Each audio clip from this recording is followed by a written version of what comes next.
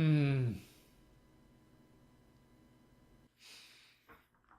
So I have a confession to make. I didn't vote in this election, but I'll be damned if this is not the presidential election I've enjoyed the most in my entire life. The reaction from leftists is a beautiful, beautiful, beautiful thing. All these assholes who have been fighting for centralized government power, especially under the Obama administration, are finally getting bit in the ass for having done all these evil, evil things. You're welcome, assholes. This is amazing. I half like Trump now. He, it is true, half of his appeal is his ability to piss off the right number of people. But if we're going to get down to brass tacks, he's probably going to fuck up. He's probably going to continue the momentum of the Obama administration. Because despite all the hope and change he was trying to sell, he was just a continuation of a Bush presidency. He bombed more countries and he deported more people than President Bush did.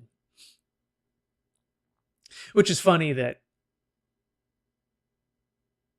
Obama gets a pass on deporting record numbers of people, and Trump just talking about it gets everybody in a tizzy. Not that I support deportations. I believe people should have freedom of movement across imaginary borders as long as they can do it on their own power. But now we have a clown for a president, and this is going to be very enjoyable for the libertarians and anarchists out there. We get to see everybody lose their shit.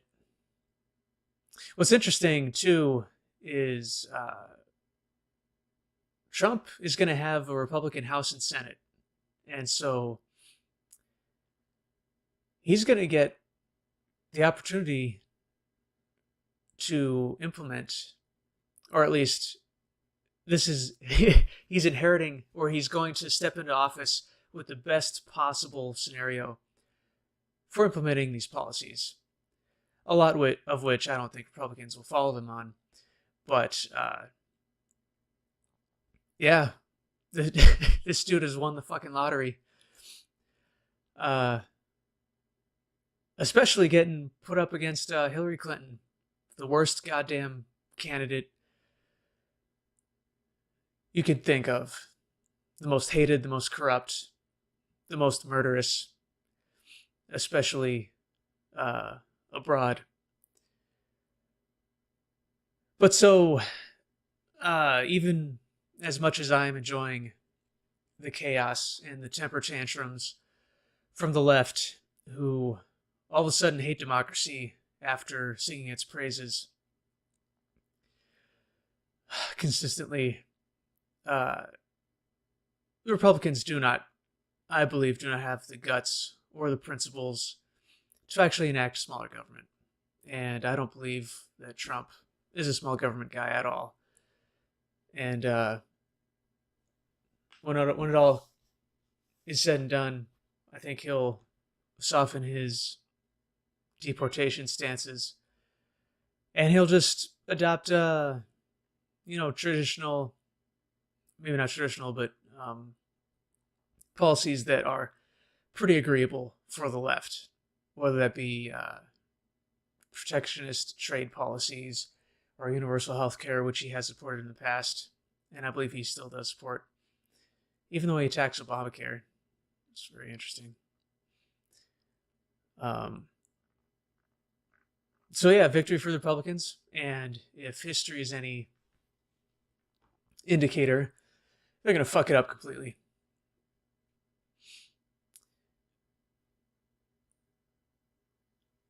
Otherwise, I think that's the biggest thing here. And Another thing I have to confess is I was almost a bad anarchist. I was very, very close to voting, but I'm glad I didn't. And I think this whole election season circus extravaganza has kind of solidified my decision to not vote, or at least I'll be able to sleep well at night. All the bad shit that happens in the future is not on my conscience. It's interesting that a lot of the ways that people attack Trump,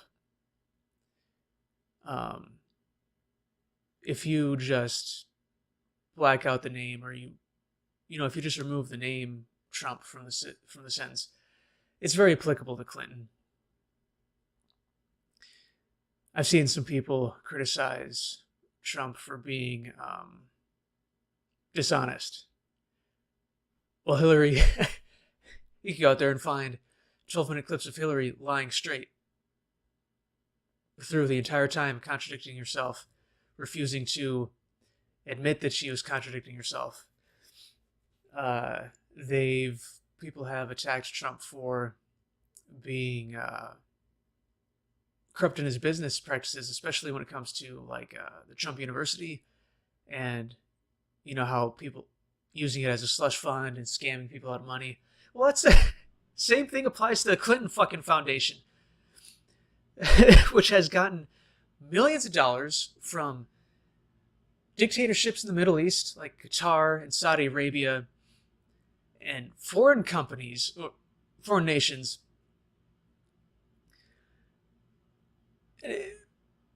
And some of them, a significant number of them, ending up getting FaceTime meetings with Hillary or Bill.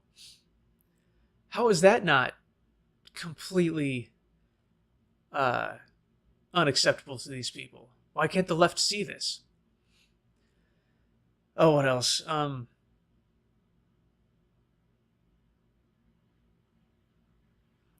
People have accused Trump of wanting to, enact a lot of bloodshed, and bomb the shit out of them in other countries. Guess what Hillary Clinton did her entire fucking time as Secretary of State? She pushed for wars in, Yemen, Libya, Syria. Yemen isn't a direct bombing or conflict that we're involved in, but we sold them the arms. Hillary Clinton sold them the arms. I'm sorry, to Saudi Arabia, and Saudi Arabia is bombing the shit out of Yemen.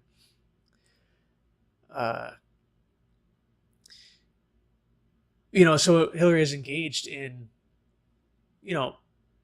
warmongering and death and destruction in the Middle East. I mean, the whole reason we have a refugee crisis is because of all the countries that she has fucking destabilized. The fucking wench has destabilized the whole Middle East, and people call that experience. People say that's experience. Trump isn't experienced. He's never held office. He's not a statesman. He's an asshole. He says terrible things. Clinton has experience, yes. That's partly true. But it's all disastrous. It's all insane. And people talk about Trump wanting to abandon our allies and abandon diplomacy and all that. I just saw an article saying that Putin is willing to open up diplomatic relations with the U.S. Right, Putin is an evil son of a bitch. He's a totalitarian dictator and stuff. Does that mean we should go to war with him?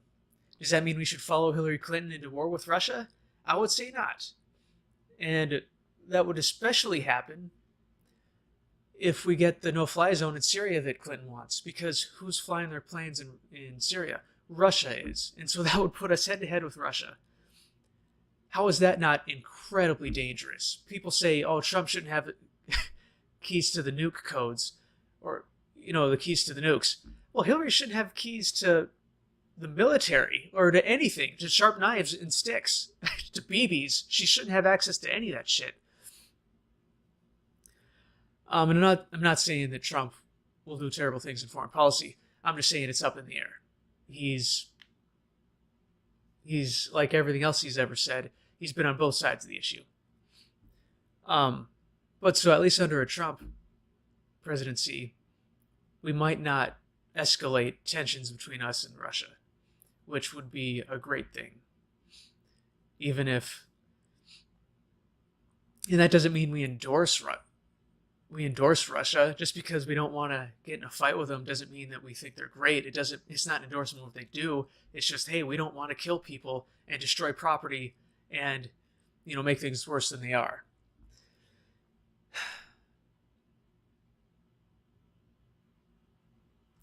It's very interesting. I forget where I saw this, but maybe it was an article or a study or something, or just a commentator making observation about people. But when he talked to, and I believe it to be true, even though I think it's anecdotal, just where everybody gets their information, the information varies very widely. Some of it's because of the biases of whatever news sources they're going to, or the outright blocking of information that a lot of the mainstream media does. But people are operating with vastly different, information, and on some level, it's rational because, if you're hearing a ton of bad stuff about Trump, but you're getting shielded, whether, willfully or unwillfully or unwittingly, your conclusion is, well, yeah, Trump's evil and Clinton's not, for the same reasons. And, the same thing happens for Trump supporters. But I see through the shit, and libertarians see through this much more easily, and we just know that everybody's evil, that they're all bad. And a healthy dose of skepticism and pessimism will either make you right all the time or pleasantly surprised. The Trump victory is also exposing, as if it hasn't already been exposed, the kind of the underlying nature of the left, which is emotion and pleas to emotion. And I'm not saying that the right doesn't do this and Trump supporters do this. I mean, we're all humans and we're driven by emotions, but the left tend to express it more loudly and forcefully. And they're even more, and even physically, because there are a number of protests going on around the country where these assholes are gathering in large numbers in front of buildings, blocking roads and traffic, and just being dicks to everybody around them. Which is another strange dichotomy, because there's a lot of people in that camp too that are terrified that Trump is going to treat people poorly. But a lot of people in their camp are literally treating people very poorly in the here and now, and rejecting the very democracy that they praise, typically when they're winning, but not when they're losing. So yes, for the time being, I'm going to enjoy this shit. I'm going to ride the wave of liberal tears as far as I can until Trump and the Republicans start proving that they are hacks without the balls or the principles to actually live up to their party platforms, whether it's protecting civil liberties, increasing economic freedom and decreasing taxes and whatever else they like to give lip service to. It's going to be interesting 4 years.